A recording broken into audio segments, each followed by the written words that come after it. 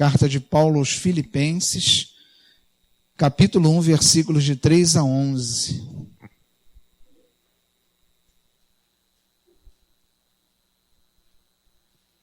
Carta de Paulo aos Filipenses, capítulo 1, versículo 3. Nós vamos ler do 3 ao 11. Amém? Todos acharam? Ainda estou ouvindo folha mexendo, vamos aguardar um pouquinho. Amém? Convido a igreja a ficar de pé.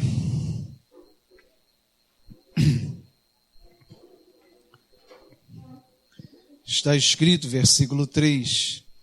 Agradeço a Deus toda vez que me lembro de vocês. Paulo se dirigindo aos filipenses. Em todas as minhas orações em favor de vocês, sempre oro com alegria, por causa da cooperação que vocês têm dado ao Evangelho desde o primeiro dia até agora. Estou convencido de que aquele que começou a boa obra em vocês vai completá-la até o dia de Cristo Jesus. É justo que eu assim me sinta a respeito de todos vocês, uma vez que os tenho em meu coração, pois, quer nas correntes que me prendem, quer defendendo e confirmando o Evangelho, todos vocês participam comigo da graça de Deus. Deus é minha testemunha de como tenho saudade de todos vocês, com a profunda afeição de Cristo Jesus. Essa é a minha oração, que o amor de vocês aumente cada vez mais em conhecimento e em toda percepção, para discernirem o que é melhor, a fim de serem puros e irrepreensíveis até o dia de Cristo, cheios do fruto da justiça, fruto que vem por meio de Jesus Cristo para a glória e louvor de Deus. Deus amado, nós te agradecemos por essa palavra, Senhor, que não volta vazia e não voltará, sem que cumpra em nossas vidas o teu querer, Senhor. Usa a minha vida, Senhor, para a honra e glória do teu nome. Amém. Podeis assentar.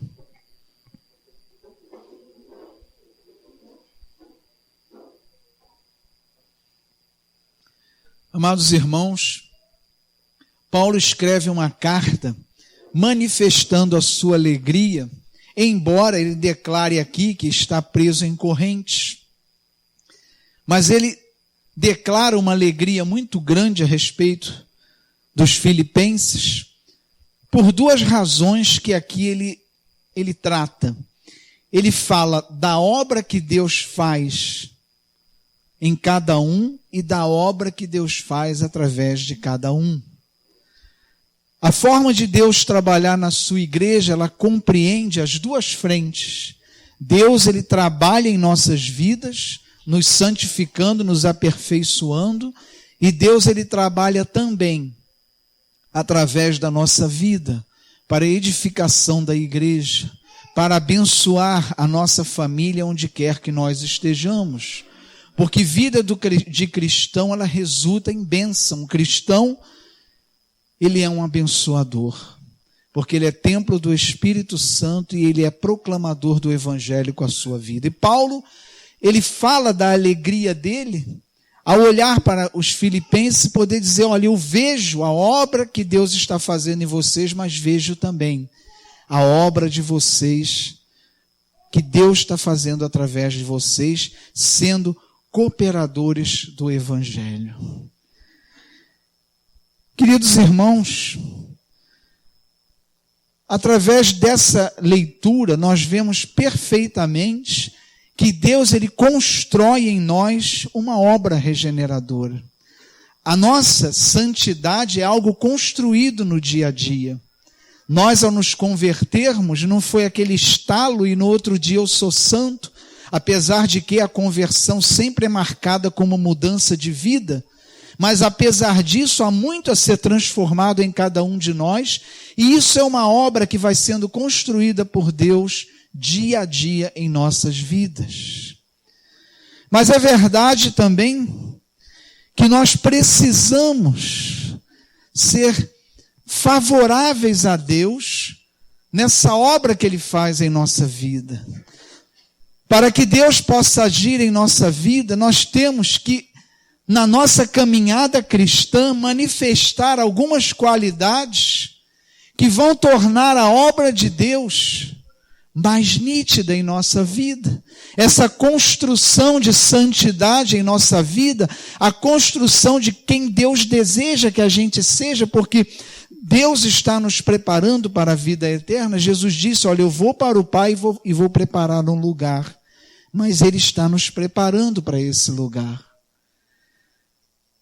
E eu lembro de uma meditação que eu vi na internet, que uma criança chega diante da sua avó e vê ela escrevendo uma carta com lápis. E ele acha aquilo engraçado porque não se usa lápis hoje, muito pouco, né? Se usa lápis. Ele pergunta à avó, poxa, avó, você está escrevendo com lápis? Que engraçado isso. E a avó diz assim, meu neto, eu oro a Deus todos os dias para que você manifeste as qualidades do lápis. E eu achei muito interessante essa reflexão. E eu resolvi trazer essa reflexão para os irmãos essa noite, porque ela é muito pertinente para os dias de hoje, para a nossa vida.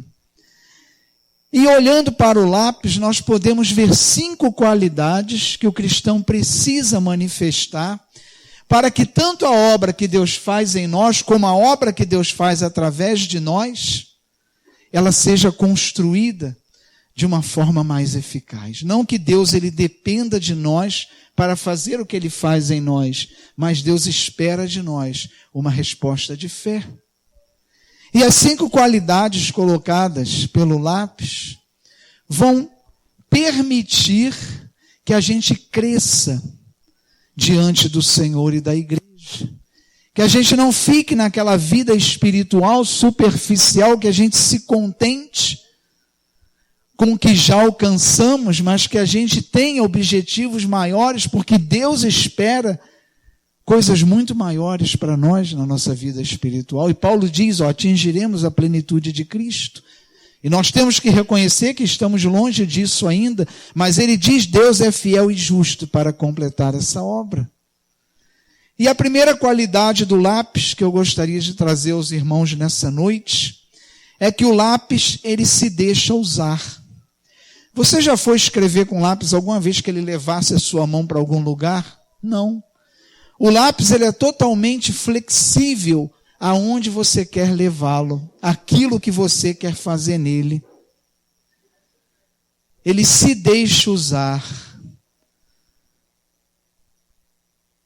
Você não encontra resistência num lápis quando você está usando ele, quando você está escrevendo ou você está desenhando com ele, você não encontra resistência nele, ele se deixa usar para que a gente possa fazer através dele aquilo que a gente deseja. E essa qualidade, ela precisa existir em nós cristãos, tal como o lápis permitir que Deus nos conduza. Não sermos resistentes ao agir de Deus em nossa vida e não sermos resistentes ao mover de Deus na igreja através da nossa vida, mas que a gente seja flexível como lápis. Em Isaías capítulo 48, versículo 17, diz assim, assim diz o Senhor, o seu Redentor, o Santo de Israel, eu sou o Senhor, o seu Deus, que lhe ensina o que é melhor para você, que o dirige no caminho em que você deve ir. Às vezes nós somos tão resistentes àquilo que Deus quer fazer em nós, e às vezes somos tão resistentes àquilo que Deus quer fazer através de nós.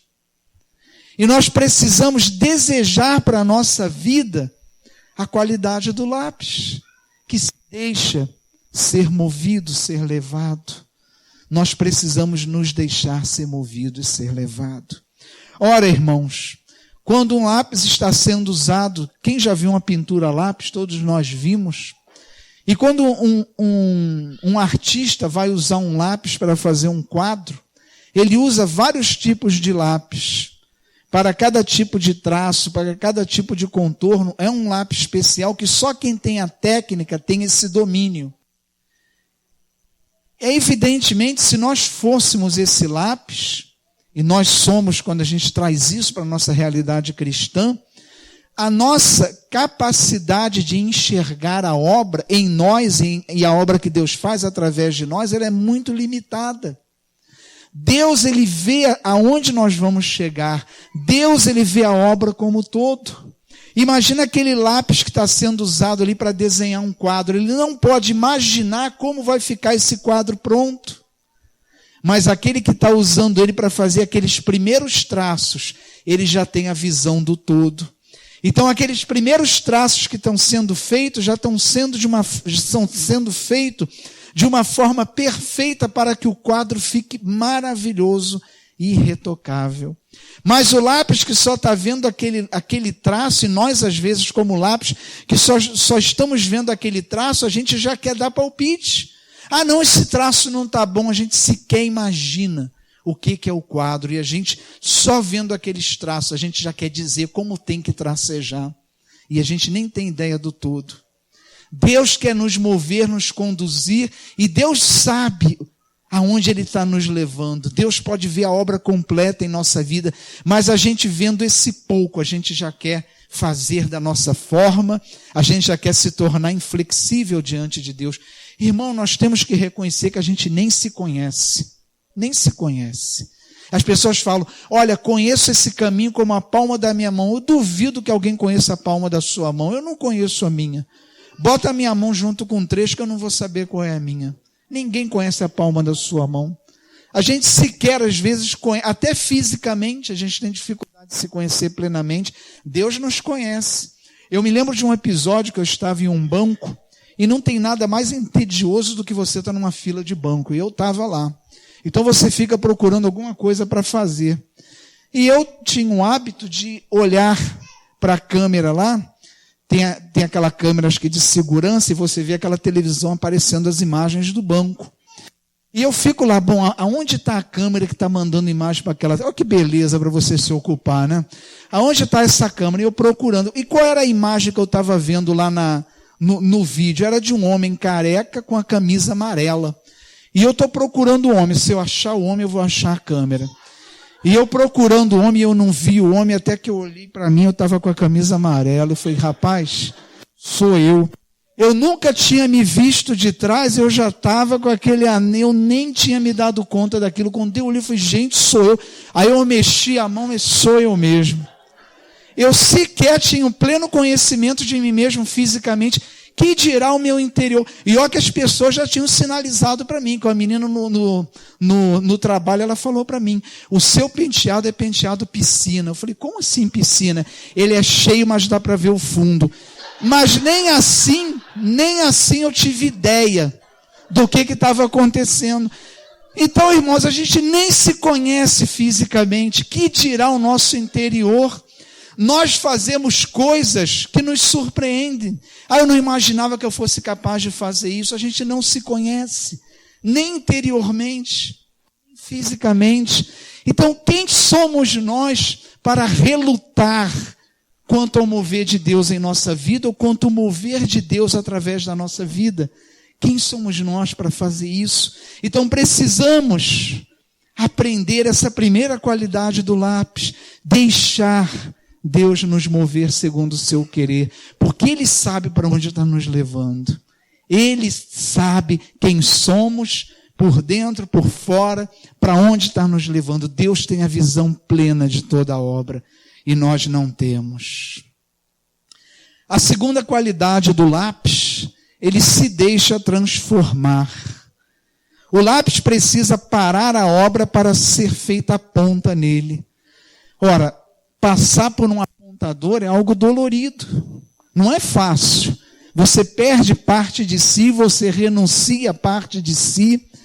Ser corrigido não é fácil. É preciso ser feita a correção no lápis através do apontador. E isso às vezes vai fazer com que ele perca parte de si mesmo, tenha que renunciar a coisas próprias dele. E assim somos nós. Para quê?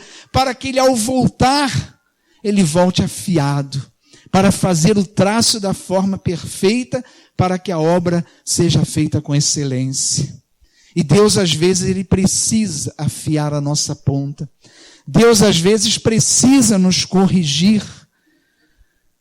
E a gente, às vezes, irmãos, na obra de Deus, a gente acha que o irmão só deve ser usado por Deus para nos alegrar, para nos abençoar, mas Deus nem sempre usa nosso irmão só para nos alegrar. Deus, às vezes, usa o nosso irmão para nos corrigir.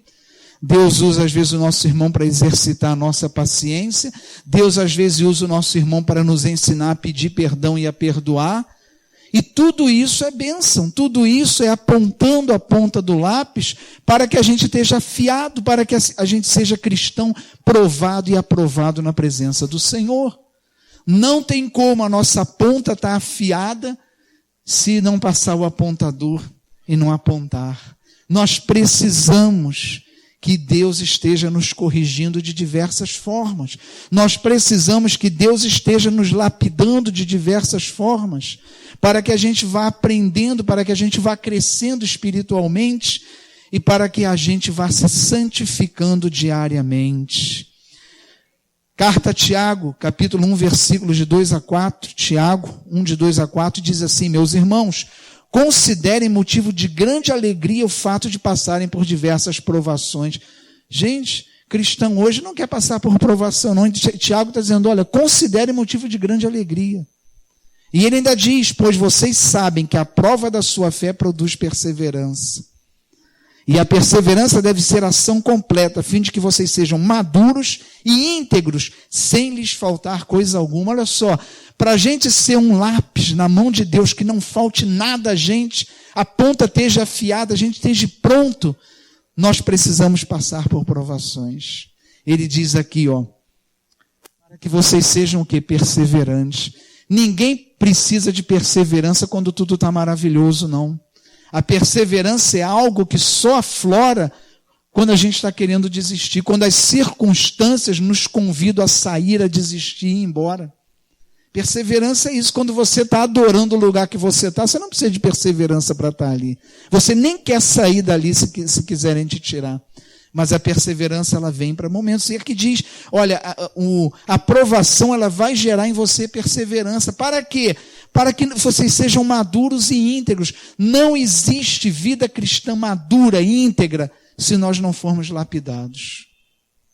Não existe um lápis útil, verdadeiramente capaz, pronto para ser usado, se não passar pelo apontador, se não for lapidado.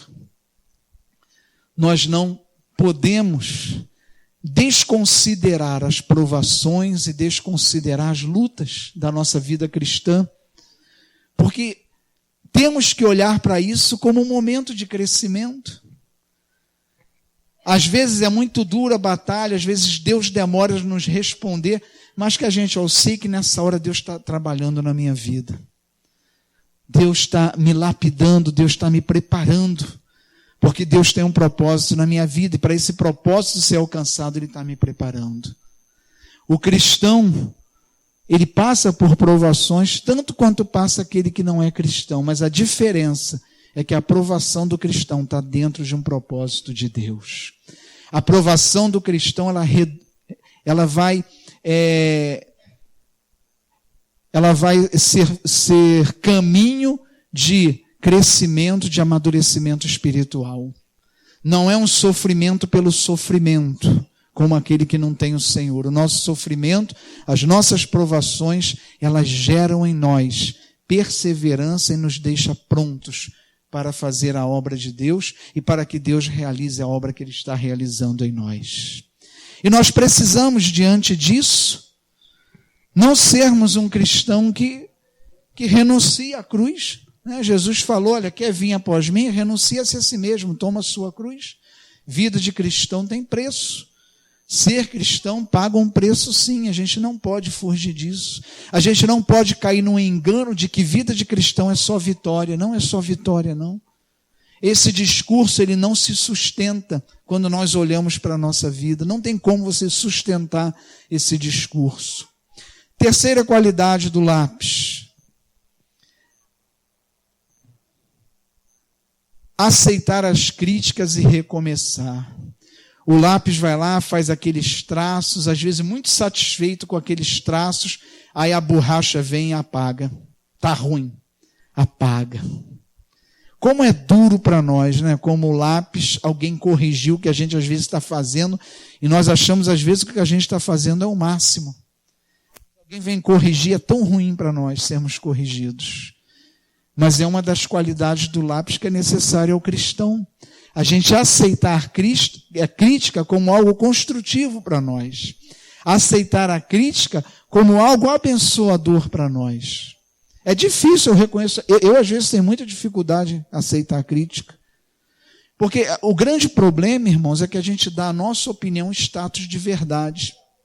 A verdade é só uma, palavra de Deus. Essa é a verdade. Jesus falou, tudo passará, mas as minhas palavras ficarão. Por quê? Porque elas são a verdade. Verdade é imutável, ela não varia. Ela é a verdade, ela prevalece através de todas as gerações. Mas a minha opinião não. Eu tenho uma opinião hoje que eu posso querer convencer todo mundo. Não, a minha opinião está certa. E você arrastar uma multidão a aceitar a tua opinião e você mesmo, daqui a 5 anos, já não é bem assim. Não. Hoje eu vejo que não é. E todo mundo que foi pela sua cabeça entrou numa furada. Porque a nossa opinião, ela muda. Por quê? E é bom que mude. Nós estamos em crescimento.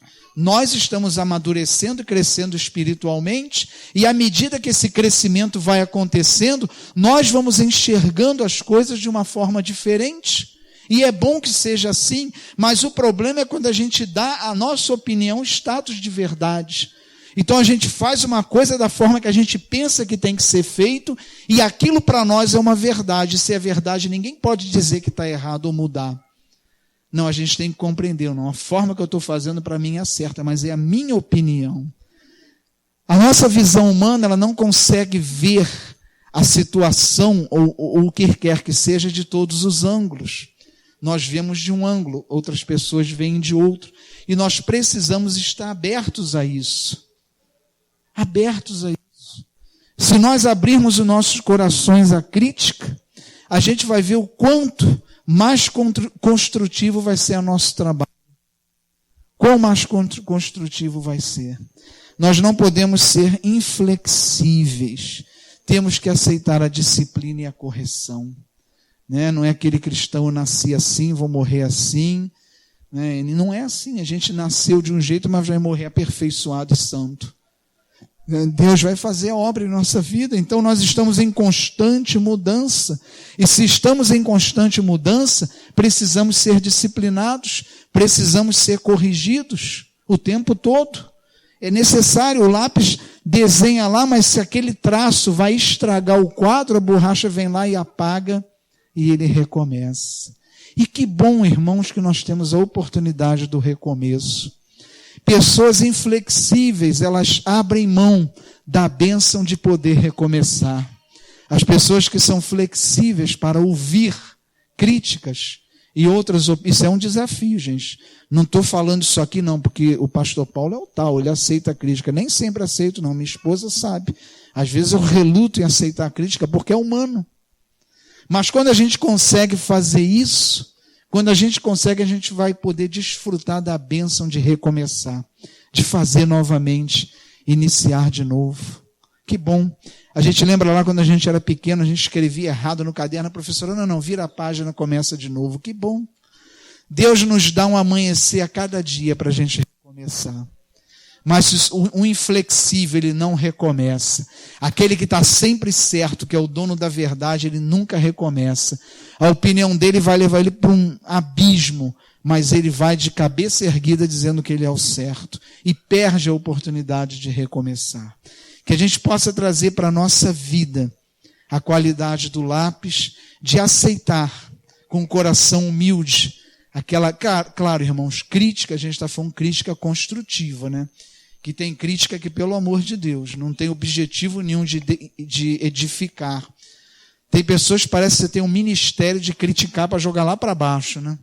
A crítica é aquela que apresenta um outro caminho, apresenta uma segunda opção.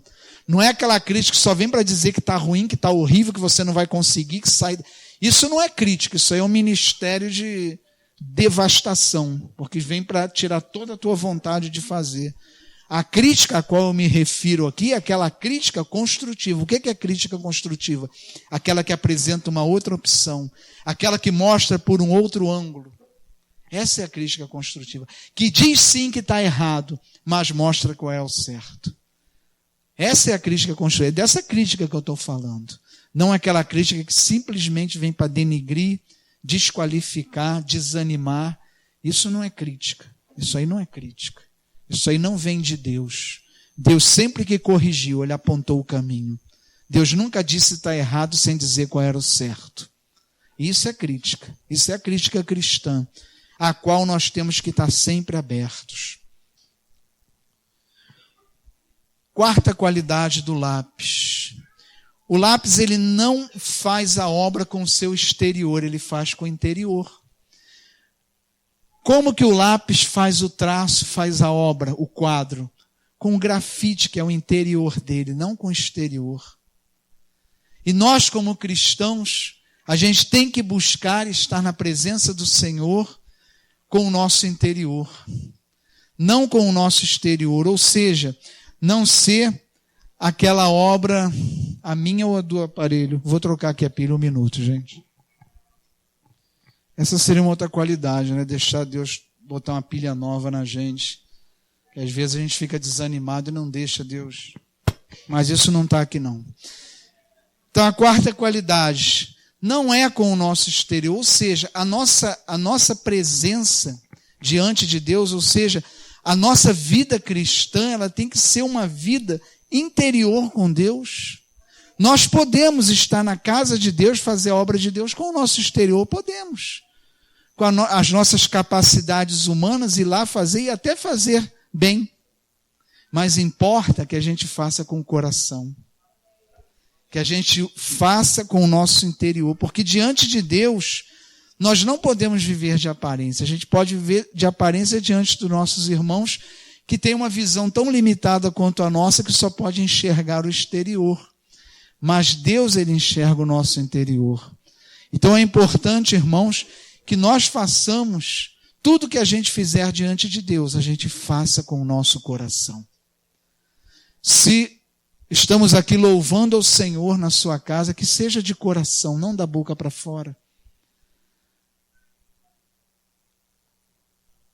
Deus é amor, né? E João, ele definiu Deus dessa forma. Ele não disse Deus tem muito amor, Deus é grandioso em seu amor, mas ele disse Deus é amor. Ele definiu Deus como amor. E a gente sabe que João era um apóstolo, o evangelho de João ele é diferenciado. É um evangelho que fala muito de amor. O enfoque de João é um enfoque totalmente diferenciado. E ele falou exatamente isso, Deus é amor. Então nós, tudo que fizermos para Deus, nós temos que fazer com amor. Tudo que fizermos para Deus. A nossa obra exterior, ela pode até agradar os irmãos, a igreja, mas diante de Deus, Deus sabe que você não está colocando ali o seu coração. E por que é importante fazer com o coração? Porque aonde está o nosso coração, está o nosso tesouro. Quem tem que ser o nosso tesouro? Deus. Ele tem que estar em primeiro lugar na nossa vida, ele tem que ser o nosso tesouro. Mas o nosso coração só vai estar nele. Ele só vai ser o nosso tesouro se o nosso coração estiver nele. E nós precisamos colocar Deus verdadeiramente no nosso coração. Deixar que a nossa vida cristã ela venha de dentro para fora. Às vezes, mais importante de um ativismo muito grande na igreja, que na verdade é só obra morta. Você faz aquele monte de atividade, mas não tem uma vida espiritual com Deus, não tem uma vida de contemplação. Então, é muita atividade, você é um excelente trabalhador, mas e Deus? O nosso trabalhar na obra de Deus, o nosso estar na casa de Deus tem que ser algo que vem de dentro para fora. Nós temos que buscar estar na presença do Senhor, nós temos que buscar um relacionamento com o Senhor. Para quê? Para que tudo aquilo que a gente externa seja a revelação daquilo que está em nosso coração. Deus, ele procura adoradores que o adorem em espírito e em verdade. Ou seja, não é algo do exterior, mas é algo que vem do interior para fora. Que a gente, ao estarmos na obra de Deus, a gente esteja verdadeiramente preocupado com a nossa vida cristã, com a nossa santidade, com a nossa comunhão com Deus, com a nossa vida com Deus, o nosso tempo de oração, com o nosso tempo de leitura da palavra. Porque a obra de Deus é um lugar onde são poucos que trabalham, e aqueles que trabalham são sobrecarregados. E isso é um perigo, porque muitas vezes a própria obra de Deus te rouba um tempo de contemplação com Deus. Você fica tão feliz, olha, eu estou sábado o dia inteiro na igreja, eu estou fazendo isso domingo o dia inteiro, tá? Em quanto tempo você tira para estar na presença do Senhor? Ah, mas eu não tenho tempo, mas Deus vê que eu estou lá trabalhando. Sim, mas Deus quer ter um relacionamento contigo, e é desse relacionamento que precisa fluir as demais coisas. Senão a gente vai estar fazendo algo com a competência humana. Vai ficar bem feito, mas não vai ter fruto. Porque o fruto ele vem quando é Deus que está fazendo através de nós. Não quando nós estamos fazendo para Deus, mas quando Deus está fazendo através de nós. Para a sua honra e glória, mas Deus fazendo através de nós. E isso é fruto de uma vida espiritual com Deus. De uma vida de santidade, de oração, de leitura da palavra. É fundamental isso, que a nossa vida cristã seja algo que venha do coração para fora. Foi a grande crítica, que Jesus fez aos fariseus, que eram os religiosos da época. Jesus falou, olha, vocês são como sepulcro caiados, e eram homens irretocáveis na sua conduta. Eles dizimavam de tudo, eles oravam, eles faziam jejum. Tudo que marcava fazer na lei, eles cumpriam com excelência, eram irretocáveis na sua conduta, tanto que eram admirados e reconhecidos pelos homens. E Jesus olha para ele e fala, vocês são como sepulcro caiados, por fora são muito bonitos, mas o coração de vocês é podridão. Jesus, ele olhando para o coração, para o que realmente importa. Os fariseus conseguiam ser exemplares aos olhos dos homens, como religiosos, mas diante de Deus não eram. Porque era preciso que o coração deles fosse verdadeiramente transformado, que eles tivessem verdadeiramente uma vida com Deus, para aí sim, o jejum deles, o dízimo deles, a oração deles, fosse algo que fosse fruto de um relacionamento com Deus. E isso tem que nos preocupar. A nossa espiritualidade está andando junto com as nossas obras, a nossa atividade, o nosso tempo com Deus, a nossa espiritualidade. Porque é um barco de 2 remos. Se você senta num barco e você usa um remo só, você vai ficar girando. Se você usar os 2, você vai andar para frente. Então a vida cristã ela é tanto a obra, você trabalhar na obra, mas é também você ter uma vida espiritual com Deus. E vida espiritual ela compreende muitas coisas. A oração, a leitura da palavra e o estudo da palavra de Deus. Aqui na igreja a gente tem o CETEB, vai manter, e é fundamental que a igreja faça. Você precisa conhecer a palavra. Pregação é algo para nos alimentar, mas não, a igreja, o templo aqui não é sala de aula. Quando nós trazemos uma palavra, é algo que Deus colocou no nosso coração para alimentar, discipular a igreja, mas a sala de aula é algo onde você estuda, onde você pode aprofundar, onde você pode falar, você pode tirar as suas dúvidas, e a gente precisa, quanto mais a gente conhece a palavra de Deus, mais a gente pode caminhar em santidade com Deus. Porque à medida que a gente conhece a Deus, a gente conhece muito mais a nós mesmos. Há tantas coisas, E o salmista diz, olha, guardei a tua palavra no meu coração para não pecar contra ti. Ora, por que isso? Porque à medida que a gente conhece a palavra de Deus, a gente tem mais condição de discernir o que é pecado em nossa vida. Como eu vou saber o que é pecado se eu não conheço a vontade de Deus, a palavra de Deus? Então a gente precisa estar com os 2 remos na mão. O da nossa vida espiritual bem cuidada na oração, na leitura da palavra e no estudo da palavra de Deus. E também na nossa atividade, porque nós somos chamados a abençoar a igreja. Nós somos chamados que a nossa vida seja bênção dentro da Assembleia dos Santos. E por fim, a 5ª qualidade do lápis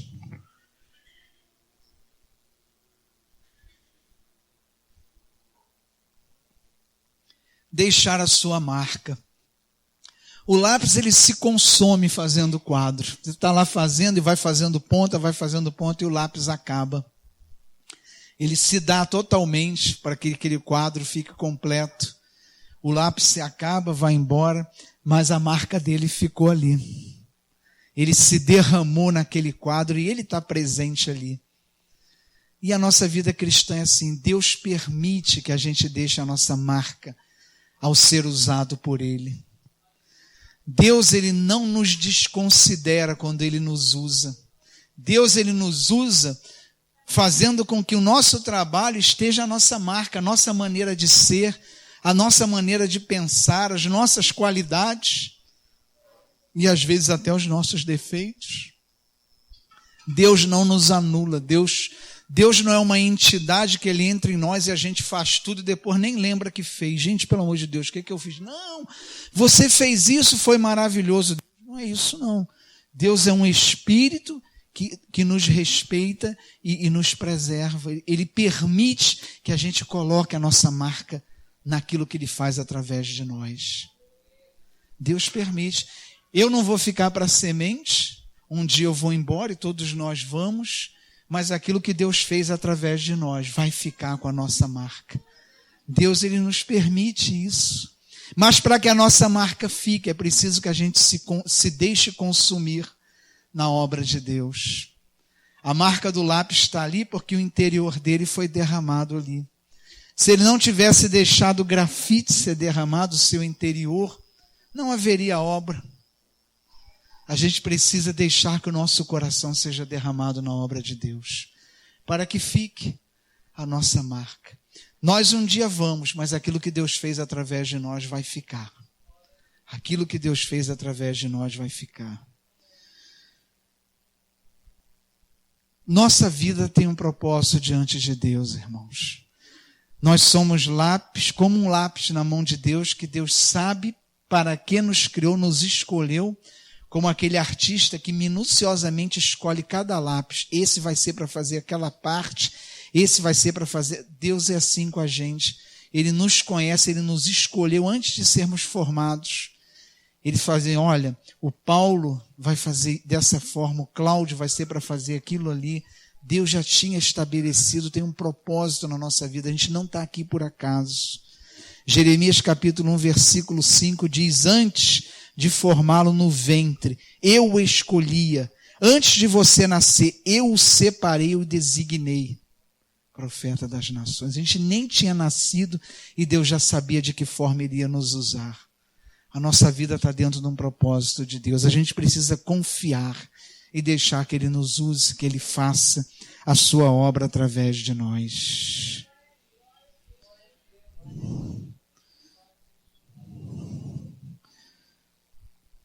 E é maravilhoso isso, irmãos. Como é maravilhoso. É algo grandioso, porque Deus nos usa para fazer algo muito maior do que a gente teria capacidade para fazer. Não que a gente tenha que se orgulhar disso, a gente tenha que glorificar a Deus por isso. Mas é gratificante ser usado por Deus, é gratificante. Como é bom. Porque estar na presença do Senhor, estar dentro do propósito de Deus para a nossa vida, não tem algo melhor. Eu dizia isso lá em Mesquita, não tem algo mais maravilhoso do que você estar fazendo aquilo que Deus te chamou para fazer. Não há nada que vá te realizar mais, te deixar mais feliz do que você estar fazendo aquilo que Deus te chamou para fazer. Agora, quer ter uma vida cristã frustrada? Vai fazer aquilo que Deus não disse para você fazer. Porque tem gente que escolhe o que quer fazer e faz aquilo que quer, sem que Deus tenha chamado para fazer. Você vai só ter frustração na sua vida. Por quê? Não é aquilo que Deus te chamou para fazer e você vai estar fazendo por sua conta. E aquilo que o homem faz, perece. Aquilo que o homem faz não vai ficar, vai embora com ele. Mas aquilo que Deus faz através de nós, com a nossa marca, vai ficar. Então que a gente tenha no nosso coração as qualidades do lápis. Né? Que a gente possa... Essa pequena mensagem tão simples, mas que é muito séria para a nossa vida cristã, muito séria. Que a gente não seja inflexível diante de Deus. Que a gente não seja relutante para o mover de Deus na nossa vida. Precisa uma oração corajosa, e falar, Senhor, faz em minha vida segundo a tua vontade. Tem que ter coragem para fazer isso. Tem que ter coragem, porque Deus pode te levar para onde você nem imaginava. E você pagar um preço que você nem imaginava que ia pagar. Mas eu digo, é gratificante. É gratificante. Eu vinha conversando com a minha esposa no carro e ela dizendo isso. Que o chamado de Deus às vezes faz com que a gente abra a mão da nossa vida, de grande parte da nossa vida. Mas eu digo a vocês, a recompensa é muito maior do que o sacrifício. Os apóstolos ousaram dizer a eles, estamos deixando a nossa casa, como é que vai ser? Jesus falou, olha, aquele que deixa a sua casa, seu pai, sua mãe, o que deixa a sua família, né, ainda aqui na terra receberá 100 vezes mais. E a gente recebe isso transformado em paz, uma paz que só vem de Deus, só Deus pode dar para a nossa vida. Como é bom a gente pertencer ao reino de Deus. Como é bom. Mas que a gente seja esse lápis, que eu, que você, que cada um de nós sejamos esse lápis. Às vezes a gente... Tem dias que a gente é um lápis maravilhoso, né? Com a ponta afiadinha, Deus leva para onde quer. Mas tem aqueles dias que a gente quer ir para onde a gente quer. Tem aqueles dias que a ponta está cega e a gente não quer deixar o apontador ajeitar. Tem aquele dia que a gente faz o traço errado e não quer deixar a borracha apagar. Tem esses dias, a gente tem que reconhecer. Mas isso não pode ser determinante na nossa vida. Isso não pode ser uma constante. Vamos ter esses dias sim. Mas que a nossa vida cristã não seja marcada por isso, mas seja marcada pelas qualidades do lápis. Que nós possamos pedir isso a Deus.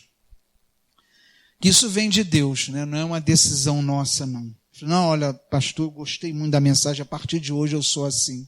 Não é decisão nossa, não. Isso aí é Deus que vai fazer na gente.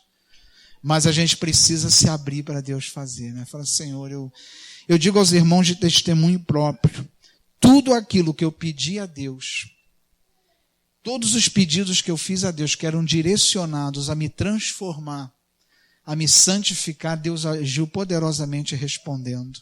Porque se tem um pedido que agrada a Deus e que ele não falha, é quando você pede algo que é para a sua transformação.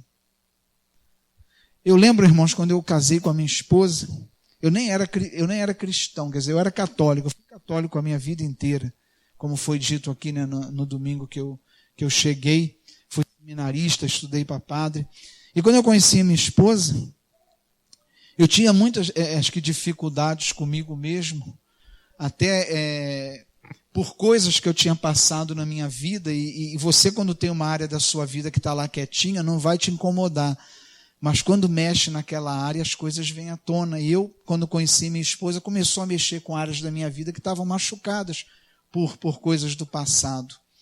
E eu lembro que eu era uma pessoa muito ciumenta, e o ciúme é uma doença, né? A gente tem que entender que ciúme é uma doença.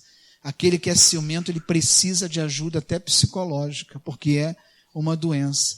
E eu me lembro que eu tomava atitudes que depois eu sofria.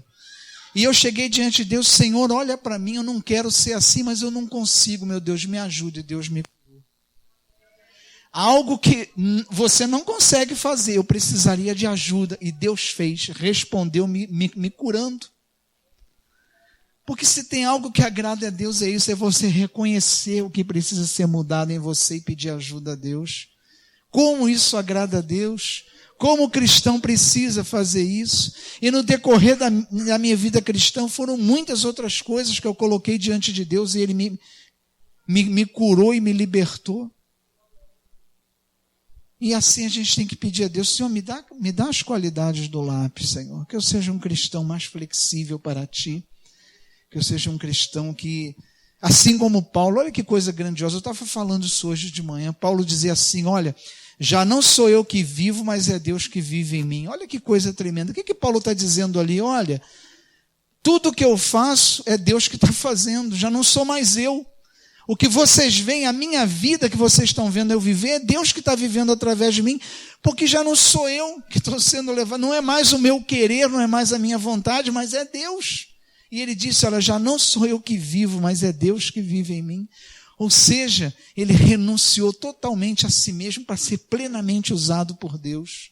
As qualidades do lápis. Tem que ser corajoso para fazer isso. Mas confiante também, sabendo que Deus, aquele que envia, ele honra. Aquele que envia, garante. E a gente não vai ficar no prejuízo se foi Deus que chamou. Não vai. Não vai. Ainda que seja na glória. Mas Paulo falou, olha, vou receber minha coroa da glória. A vida de Paulo, coitado, um homem que enquanto não se converteu a Cristo, era um homem para a sociedade, um homem de um bom destaque, filho de fariseu, um soldado romano, um homem tinha posses, vivia bem. E quando ele foi seguir a Cristo, o que aconteceu? Perseguido, preso, abria a igreja e tinha um monte de problema que ele tinha que ficar escrevendo carta. Parece que ele fazia obra e alguém vinha e desmanchava. Se você vê nas cartas de Paulo a luta dele para manter as igrejas que ele abriu dentro do propósito de Deus, uma vida de luta, ele se consumiu. E ele falou, a morte para mim é lucro. A ponto de dizer isso, eu vou receber a coroa da glória. Ou seja, a recompensa de Paulo não veio aqui na terra, ela veio na eternidade. E Paulo nunca perdeu isso de vista e nunca colocou a expectativa dele para a terra. Ele sempre vislumbrava na eternidade. E lá é que importa, irmãos, mais vale um dia no céu do que 1000 anos na terra. Né? Mais vale. Embora eu não esteja com pressa, ainda queira ficar aqui um bom tempo, mas a vida eterna é muito melhor. Né? Não tem comparação, é muito melhor. Amém? Curva a tua cabeça, vamos orar. Lembrando da nossa cantina depois do culto, para a gente bater um papo. Deus amado, nós te louvamos e te agradecemos por estarmos na tua presença nessa noite. Antes de decidirmos estar aqui, tu nos chamastes. Não para apenas estarmos aqui, mas há um propósito teu para a nossa vida. E nós cremos, Senhor, que ao te louvar somos tremendamente abençoados e cremos que a tua palavra não volta vazia. Tu fizestes algo em nosso coração nessa noite. Houve uma transformação, ainda que não possamos perceber, mas algo tu fizeste, Senhor, através do poder dessa palavra. Nós te agradecemos, Senhor, e entregamos nas tuas mãos as nossas vidas e as nossas famílias. Te pedimos, nos leva, Senhor, para os nossos lares em segurança. Abençoa a nossa comunhão ali agora ao redor da cantina, Senhor. Abençoa as nossas famílias. Nos dê uma semana abençoada, Senhor. Que nós possamos ser cidadãos do reino convivendo no mundo.